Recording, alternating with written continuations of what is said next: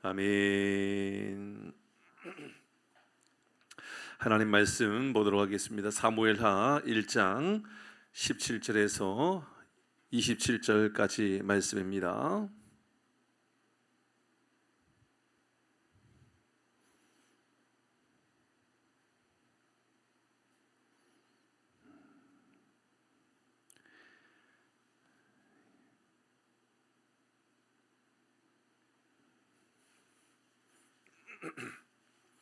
하나님 말씀 사무엘하 1장 17절에서 27절까지 말씀,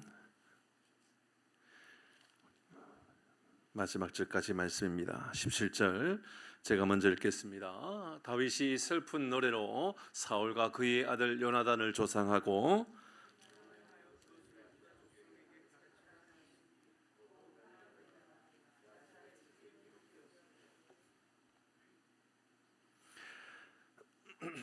이스라엘아, 내 영광이 산 위에서 죽음을 당하였도다. 오라, 두 용사가 엎드러졌도다.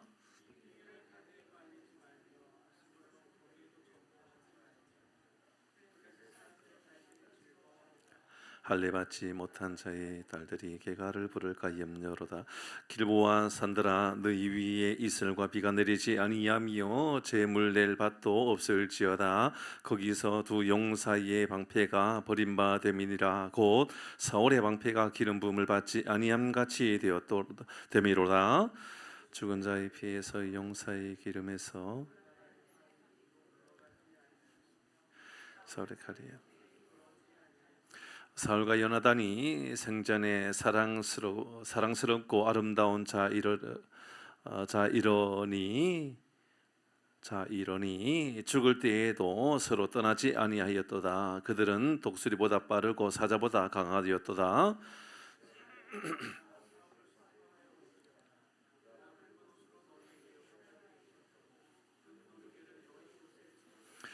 오라, 두 용사가 전쟁 중에 엎드러졌도다. 요나단이 내 산 위에서 죽임을 당하였도다.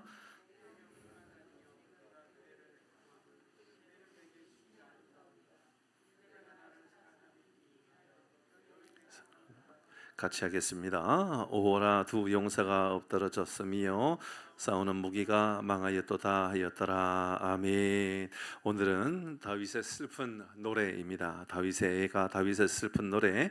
오늘 17절의 말씀에 보니까 다윗이 이 슬픈 노래로 사울과 그의 아들 요나단을 조상했다. 그들의 죽음을 슬퍼하고 있다라는 이야기합니다. 오늘 본문의 말씀을 통하여서 사울과 다윗의 죽음으로 인한 다윗의 이 슬픈 노래를 잠시 살펴보도록 하겠습니다. 성경학교 중에 있고 또 이곳에 계신 분들 상당 부분은 또 봉사하고 있는 분이라는 것을 제가 잘 알고 있습니다. 그래서 눈치껏 제가 말씀은 전하고 또 기도에 집중하도록 그렇게 하겠습니다. 이런 몇 가지 중요한 오늘 본문의 말씀을 특징을 한번 살펴보도록 하십시다. 19절의 말씀입니다. 먼저 19절 말씀을 다시 한번 더 볼까요? 같이 하겠습니다. 시작. 이스라엘아, 내 영광이 산 위에서 죽임을 당하였도다. 오라, 두 용사가 엎드러졌도다. 다윗은 사울과 요나단의 죽음을 단순히 개인, 그러니까 사울이라는 사람 그리고 요나단이라고 하는 사람에 대한 죽음으로 끝나지 않고 그것을 곧 민족의 아픔으로, 그것을 한 나라의 슬픔으로 여기고 있다는 것을 보게 됩니다. 이스라엘아, 내 영광이 산 위에서 죽음을 당했다. 이것은 곧 이스라엘이라고 하는 것, 하나님의 나라의 공동체라고 하는 것이 무너지고 어려움을 당하고 핍박을 당하고 있는 것과 같은 것이다 라고 이야기하고 있습니다. 오늘 본문의 말씀에 이스라엘아 라고 부르고 있죠. 한 개인의 죽음이 아니라 나라 가운데 하나님의 영광이 죽음을 당한 것처럼 애통해하고 있는 모습을 보게 됩니다. 그래서 너는 영광의 산 위에서 죽음을 당했다라고 그렇게 말하고 있죠. 저는 오늘 이 밤에 중요한 기도 제목을 오늘 본문의 말씀을 통하여서 그런 생각을 가져보게 되었습니다. 하나님의 공의, 하나님의 질서가 잃어버린 것 같은 그런 큰 슬픔, 그런 큰 고통, 오늘 본문이 우리에게 이야기하고 있는 것 아닌가라는 생각이 듭니다. 오늘 새벽에도 말씀드렸던 것처럼 저는 이 본문의 말씀을 여러분에게 어떤 정치적인 발언이라든지 정치적인 어떤 견해에 대해서 말씀드리는 것이 절대로 아니라는 것을 다시 한 번 더 여러분 기억했으면 좋겠습니다. 여러분, 나라의 정치는 언젠가부터 우리나라는 언제나 적대적인 그런 관계에 놓여져 있는 것으로 보여지지 않습니까? 늘 싸워야 되고 누군가를 죽여야 되고 늘 반대해야만 하는 그런 나라의 모습들입니다. 참 마음이 아프죠. 여당이었을 때 그러다가 야당이 되면 여당이었을 때 했던 이야기와 완전히 반대되는 견해를 이야기해도 전혀 부끄러워하지 않고 전혀 문제시 여기지 않는 그런 모습들이 우리나라 안에 얼마나 많이 있는지 모릅니다. 참 마음이 아픕니다. 이런 이야기가 여러분 정치적인 견해는 아니지요. 이것은 그냥 일반화의 이야기입니다. 그렇죠? 우리 사회에 있는 일반적인 이야기를 하고 있는 겁니다. 이 나라의 또 대통령, 그리고 이번에는 또 대통령의 아내 6가지 구속 수감되고 또 재판을 기다리고 또 재판 앞에 전혀 자유롭지 못하는 그런 문제들이 또 나타나고 있습니다. 사실 참 안타까운 일이고 참 부끄러운 일입니다. 잘 생각해 보면 어떤 대통령은 어떤 문제로 인하여서 정치적인 어떤 문제로 인하여 훨씬 더 죄가 많아도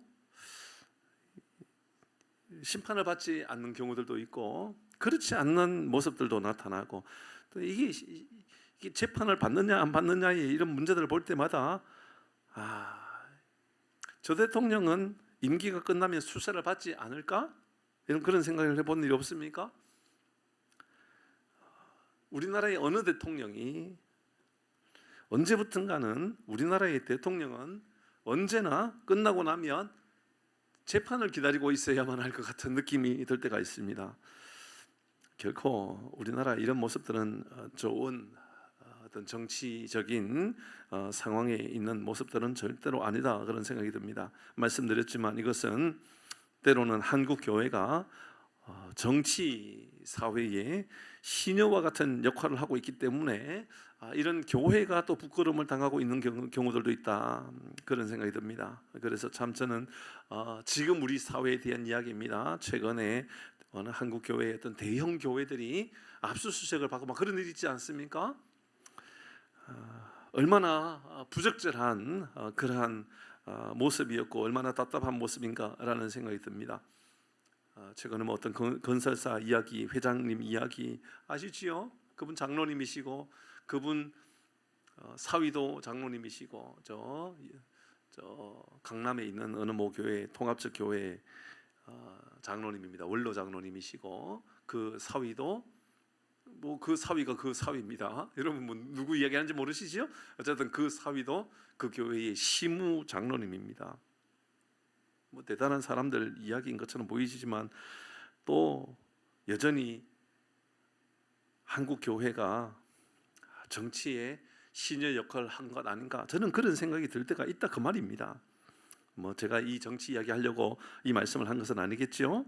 예, 그때 우리가 가져야 되는 것은 민족의 아픔으로 우리는 여기고 있는가, 한국 교회의 눈물로 이기고 있고 이런 문제들 앞에 하나님, 교회가 못 나서 그렇습니다. 우리가 기도하지 않아서 그런 것이고 우리가 우리의 기도가 부족해서 그렇습니다 라고 하는 그런 마음이 여러분의 마음 안에 있느냐, 그 말입니다. 저는 말씀을 준비하면서 그래, 정치적인 이야기는 조금만 하고 그 외에 진짜 해야 될 이야기는, 그래서 우리가 나라를 위하여 눈물로 얼마나 기도하고 있고 애통해하고 있는가를 좀 돌아볼 수 있는가에 대한 이야기입니다. 다시 말씀드립니다. 다윗은 사울이 죽었습니다. 요나단이 죽었습니다. 요나단이 죽은 것에 대해서는 뭐 오늘 본문의 말씀처럼 형이다, 어떤 여인의 사랑하는 관계보다도 더 사랑하는 그런 모습을 가지고 있는 요나단, 그가 죽었으니까 뭐 그렇게 애통할 수 있다라고 여길 수 있고요. 사울의 죽음 앞에서는 뭐 그가 그렇게 크게 애통해야 될 이유가 뭔가 그런 생각이 들 수도 있는 거죠. 그러나 오늘 새벽에도 말씀을 함께 나누었던 것처럼 요나단의 이 다윗의 눈물, 다윗의 애통함은 단순한 한 사람에 대한 죽음이나 어떤 어려움을 당한 것에 대한 눈물이 아니라, 오늘 본문에도 말씀해 보니까 이스라엘아 내 영광이 산 위에서 죽음을 당했다라고 하는 것은 민족이 아픈 것이다, 민족이 애통하고 있는 것이다 라고 말하고 있다라고 우리가 말씀을 적용해 본다면 오늘 이 밤에 우리의 기도 제목은 똑같다라고 여겨진다 그 말입니다. 여러분, 또 어느 대통령, 또 앞으로 또 어느 대통령, 또 뭐 어떤 장관, 어떤 국회의원, 이런 문제들 앞에 우리는 이렇게 기도해야 된다라는 겁니다. 하나님, 한국교회가 좀 더 울어야 할 것 같고, 한국교회가 조금 더 긴장해야 될 것 같고, 한국교회에도 부흥의 역사가 나타나야 될 것 같고, 다시 하나님 한국의 교회들이 정신 바짝 차려야 될 것 같아요 라고 하는 그런 마음을 가져야 한다 그 말입니다. 사랑하는 교회 여러분, 민족의 지도자들이 어려움을 당하면 그것은 단순히 어떤 지도자들의 아픔이나 지도자들의 죄악이나 지도자들의 어떤 심판의 문제가 아니라, 이것은 민족의 눈물이 되어야 되고 민족의 기도가 되어야 되는 것이고, 한국교회의 가장 중요한 기도의 제목이 되어야 된다는 것이죠. 그러므로 사랑하는 교회 여러분, 오늘 이 밤에 우리가 함께 먼저 기도 제목으로 삼아야 될 것, 중요한 것 있다면 다름 아니라, 하나님, 민족의 아픔을 교회의 눈물로 씻어 주옵소서, 이런 믿음의 고백 있기를 바랍니다. 아멘. 24절 읽겠습니다. 24절 같이 읽습니다. 시작.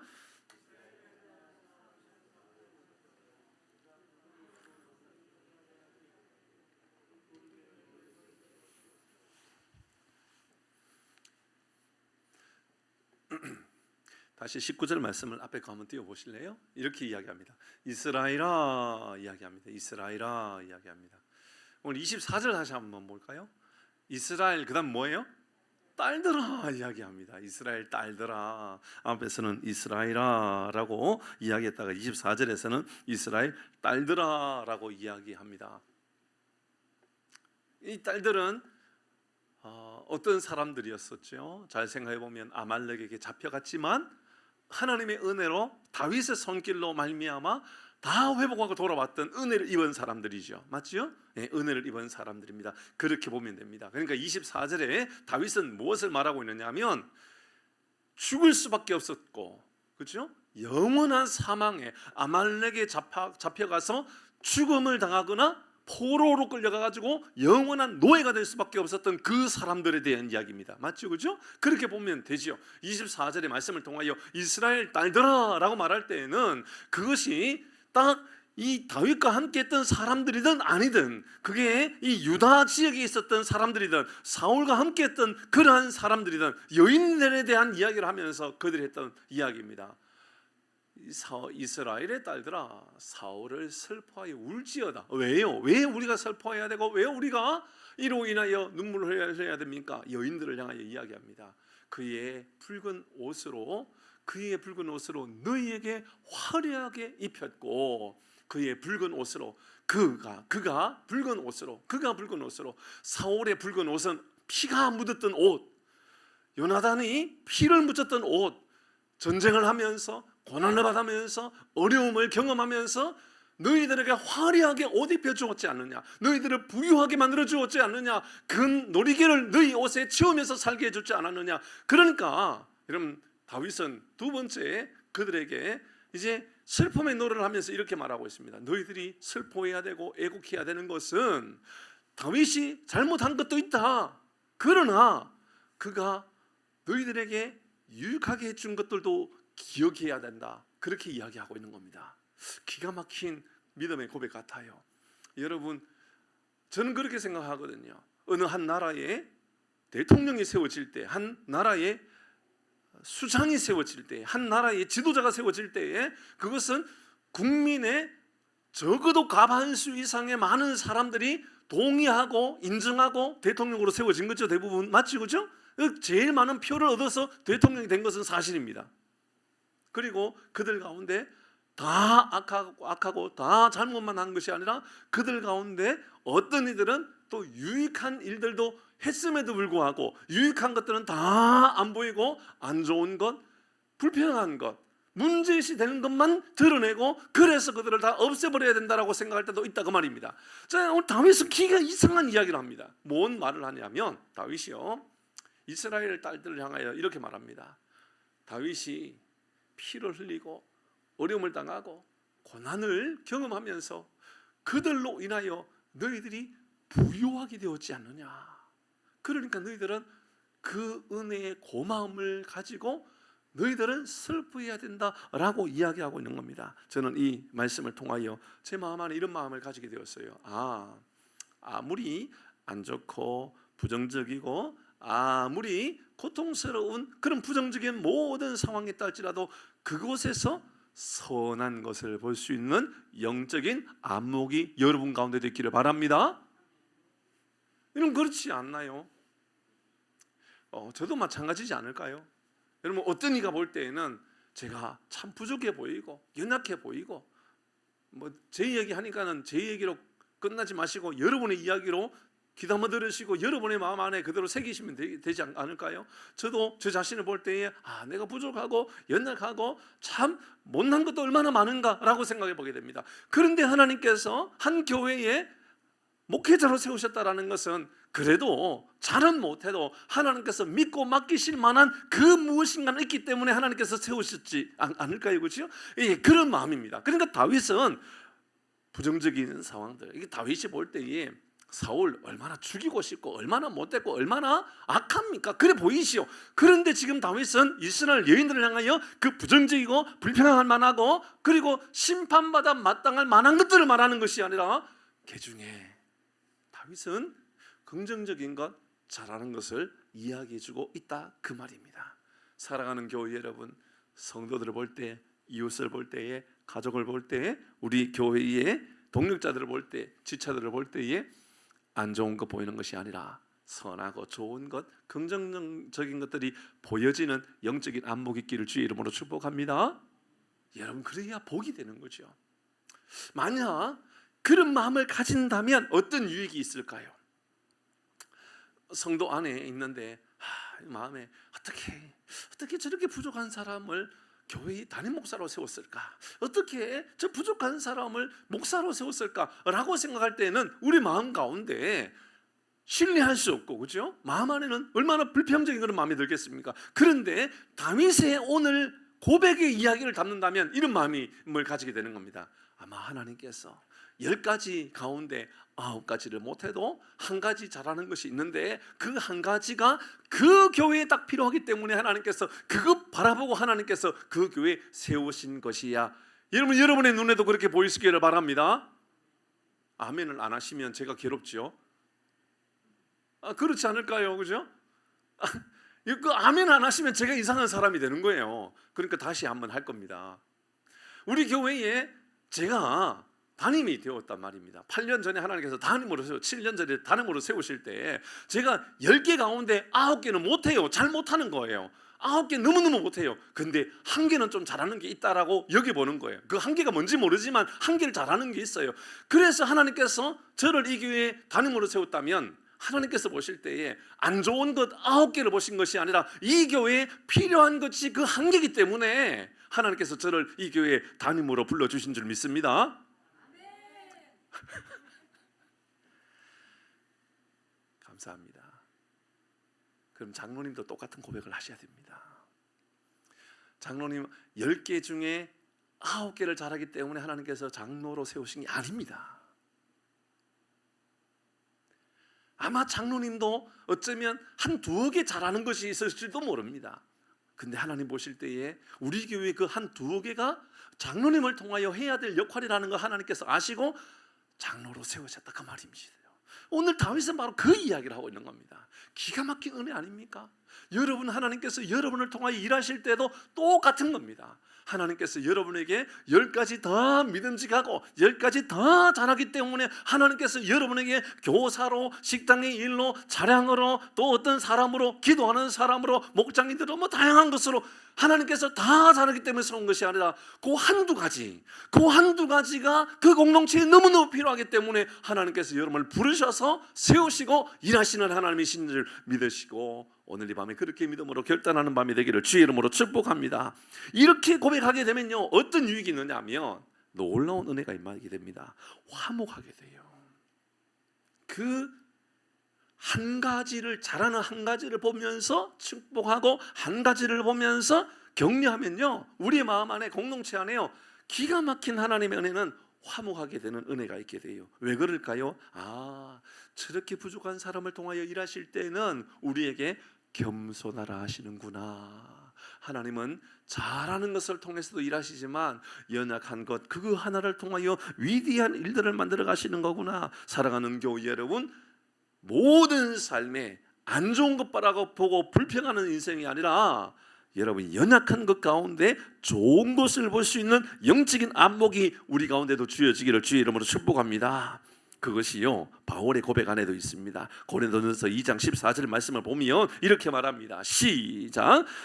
육에 속한 사람은 하나님의 성령의 일들을 받지 아니하나니 이는 그것들이 너희에게는 어리석게 보임이요 또 그는 그것들을 알 수도 없나니 이러한 일은 영적으로 분별되기 때문이라. 아멘. 영적으로 분별되기 때문에 육에 속한 사람은 성령으로 역사하시는 일들을 전혀 분별할 줄 모르는 겁니다. 에베소서 1장 17절 18절의 말씀에 보면 그래서 이렇게 우리에게 기도하라고 이야기하고 있지요. 같이 읽어봅니다. 17절입니다. 시작. 우리 주 예수 그리스도의 하나님 영광의 아버지께서 지혜와 계시의 영을 너에게 주사 하나님을 알게 하시고, 지혜와 계시의 영을 너에게 주셔서 하나님을 알게 하시고, 그 다음에요 18절 시작. 성도 안에서 그 기업의 영광의 풍성함이 무엇이며 여러분의 영적인 안목도 밝아짐으로 말미암아 하나님께서 주시는 영광의 풍성함을 깨닫게 되는 은혜가 있기를 주의 이름으로 축복합니다. 여러분 60만 좋은 눈이 필요한 것이 아닙니다. 정말 중요한 것은요, 영적인 안목이 필요한 겁니다. 영적인 안목을 가지고 하나님께 우리에게 이런 은혜를 구해야 되는 거예요. 하나님, 좋은 거 볼 수 있는 안목을 내게 주옵소서. 하나님, 사람을 볼 때, 성도를 볼 때 좋은 것 보는 안목을 내게 주옵소서. 여러분 선한 것을 볼 수 있는 눈을 가졌습니까? 긍정적인 것을 볼 줄 아는 눈을 가지고 있습니까? 우리의 말이 누군가에게 소망을 줄 수 있는 그런 입술로 내가 그렇게 살아가고 있습니까? 다윗은 이스라엘 백성들을 향하여 슬피 울어야 하는 이유, 그것은 사울이 우리에게 풍성하게 하는 그러한 삶을 사울을 통하여 주셨다라고 우리에게 알려주고 있다, 그 말입니다. 보시지요. 슬픈 노래 가운데, 애곡하는 노래 가운데 다윗은 사울을 통하여 긍정적인 것을 볼 수 있는 영적인 안목을 가지고 있었다, 그 말입니다. 이것을 볼 수 있으면 우리 교회는 행복한 교회가 되는 것입니다. 우리나라도 정말 좋은 나라가 될 수 있다, 그 말입니다. 한 가지만 더 보도록 하십시다. 세 번째 보고 싶은 말씀은 27절의 말씀입니다. 같이 봅니다. 시작. 됐습니다. 오라 두 용사가 엎드러졌으며, 여러분 오늘 본문의 말씀에 이 다윗의 애가를 만들면서, 슬픈 노래를 만들면서 계속해서 강조하고 싶었던 말, 오호라 내가 너무너무 슬프다, 두 용사가 엎드려졌기 때문이다. 여러분 이 말씀은 앞에서도 우리가 읽었던 말씀입니다. 19절에도 말씀에 보니까 이렇게 말하고 있습니다. 같이 읽습니다. 시작. 이스라엘아 내 영광의 산 위에서 죽임을 당하여 또다 오라 두 용사가 엎드러졌도다. 두 용사가 엎드러졌도다. 25절입니다. 시작. 됐습니다. 예. 다윗은 말씀을 통하여서 용사가 엎드려졌기 때문에 슬프다라고 이야기하고 있습니다. 용사가 엎드려졌습니다. 저는 이 말씀을 묵상하면서 절대로 교만하면 안 된다. 절대로 우리 안에 나의 교만함을 하나님 앞에 끊임없이 회개하고 은혜를 구하는 삶을 살아가야 한다. 절대로 교만하면 안 된다. 결국은 교만하면 엎드러지고 만다라고 우리에게 알려주고 있습니다. 다윗이 반복하고 있는 단어 오라, 두 용사가 엎드러졌다. 저는 한국 교회를 말씀을 묵상하면서 똑같이 이 말씀을 그대로 적용해 보았습니다. 어떤 리더도, 어떤 정치 지도자도, 어떤 교수도, 어떤 연구원도, 어떤 정치인도, 어떤 목회자도 똑같은 마음을 가져야 된다. 오직 희망은 하나님께 있는 것이고 모든 용사도 결국은 엎드러질 수 있다라고 하는 그러한 연약한 마음, 그러한 하나님 앞에 낮아진 마음을 꼭 가져야 한다, 그 말입니다. 우리 교회도 마찬가지입니다. 이웃 교회도 마찬가지입니다. 때로 우리 나라에 아주 유명했던 교회, 유명했던 선교단체가 어느 순간 다 사라져버리고 많은 경우들도 보게 되지 않습니까? 그렇게 유명했다라고 했던 어떤 목사님도 흔적도 없이 사라져버리는 그런 목회자도 있습니다. 제가 아는 어떤 한두 분의 이야기가 아닙니다. 어느 목사님 그 목사님을 향하여 제가 조금 더 젊었을 때, 제가 30대 때 이럴 때, 그분은 앞으로 한국 교회를 이끌어갈 아마 그런 후계자가 될 거라고, 한국 교회의 대표하는 사람이 될 거라고 그렇게 말했던 사람들이 먼지가 되어 사라져 버렸던 목사님들이 꽤나 있습니다. 왜 그렇게 무너졌을까요? 때로는 돈 문제로, 때로는 여자 문제로, 때로는 영광의 문제로, 정치적인 문제로 다 엎드러지고 말았다는 것을 늘 보게 됩니다. 목사도 엎드러지고 맙니다. 성도라고 괜찮겠습니까? 오늘 성경은 두 용사가 엎드러졌다라고 말할 때에는 잘 기억해 보면 한 용사는 꼴도 보기도 싫고 참 심판받아 마땅할 그러한 용사일 수도 있고요. 또 한 용사는 너무너무 사랑하고 너무너무 귀하고, 그러니 그런 기준, 너무 그런 기준에 매이지 말고요. 그러니까 이 용사는 대단해, 이 용사는 훌륭해, 이 용사는 참 빌어먹을 인간이야, 이 용사는 엎드러지고도 남을 만한 사람이야, 그렇게 판단할 문제가 아니라 우리가 가져야 될 중요한 고백입니다. 어떤 용사도 무너질 수 있다라는 것이지요. 어떤 용사도 여러분 엎어질 수 있다라는 겁니다. 철저하게 저나 우리 모두가 하나님 앞에 하나님 잘난 체하지 아니하고 겸손함으로 하나님께 서겠습니다. 그러니 여러분 이렇게 기록했던 이 다윗이요, 훗날 머지않아 이제 우리가 사무엘 말씀을 묵상하게 될 거니까요.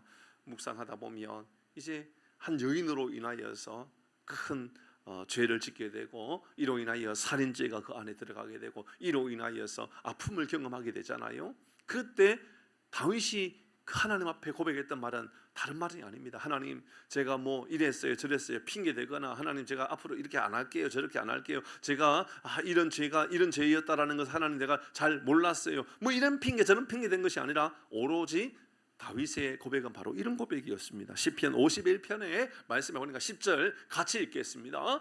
이것이 바로 우리 고백이 되어야 됩니다. 시작. 하나님이여 내 속에 정한 마음을 창조하시고 내 안에 정직한 영을, 하나님 내 영혼을 좀 새롭게 하여 주옵소서. 교만하지 않게 하여 주옵소서. 내 안에 가장 심각한 문제는 교만입니다. 하나님 나를 좀 새롭게 하여 주옵소서. 11절입니다. 시작. 나를 주 앞에서 쫓아내지 마시며 주의 성령을 내게서 거두지 마소서. 영적으로 우리가 둔감해져 가지고 하나님을 모른다 하고 하나님을 떠나버린 것처럼, 하나님 없는 것처럼 행동하는 이런 일이 없기를 원합니다 라는 믿음을 고백가지고 그가 했던 가장 중요한 고백입니다. 하나님 나 쫓아내지 말아 주십시오.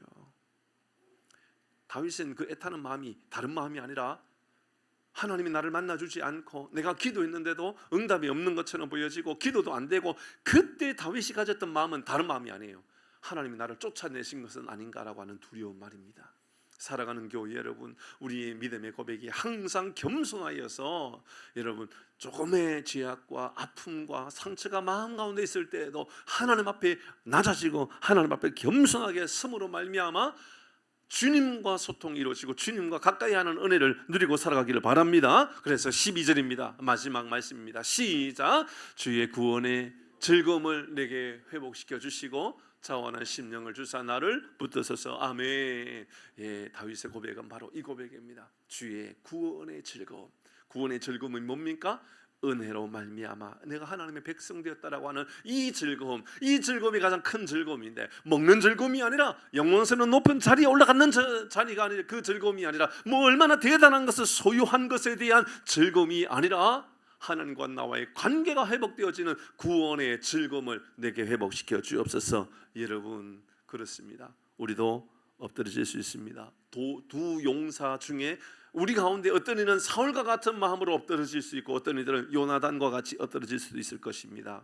여러분, 이것이 우리의 인생이라 그러면 하나님과 나와의 긴밀한 관계의 삶을 잊지 아니하고 주님과 동행하고 살아가는 복이 있기를 주의 이름으로 축복합니다. 아멘. 우리 찬양